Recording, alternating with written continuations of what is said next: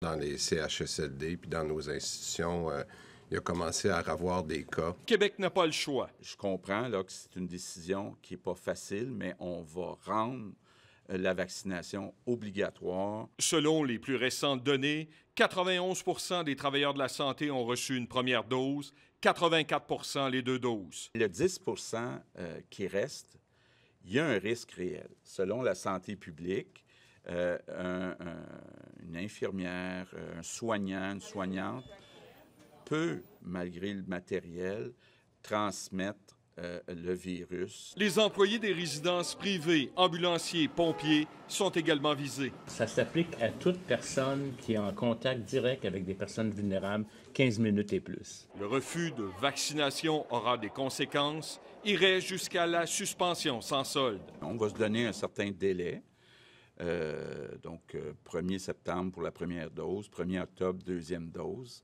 Mais on ne peut pas se permettre de garder du personnel en contact avec des patients s'ils ne sont pas vaccinés. Grosse concession. Le gouvernement qui fermait la porte pour une commission parlementaire en tiendra une dès la semaine prochaine. La question, elle ne se pose pas concernant le passeport, sauf pour une petite minorité qui conteste la présence du passeport. Par contre, quand on parle d'obliger la vaccination sous peine de ne pas pouvoir travailler, ça, je pense que c'est débattable. Comme la situation évolue rapidement, 10 jours après avoir annoncé une rentrée sans masque et distanciation dans les cégeps et universités, les consignes changent. Actuellement, là, ceux les plus touchés, c'est les 17-24 ans.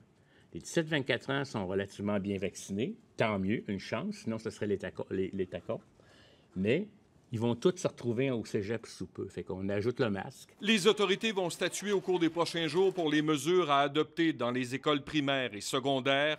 Le premier ministre insiste de nouveau, il faut se faire vacciner. On veut vraiment faire un blitz dans les 2 prochaines semaines. Pourquoi?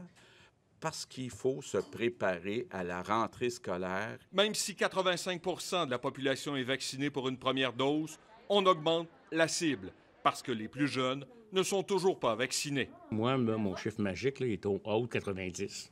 Je vais être franc avec vous. Là. Je trouve qu'idéalement, 95 encore plus. Alain Laforêt, TVA Nouvelle, Québec.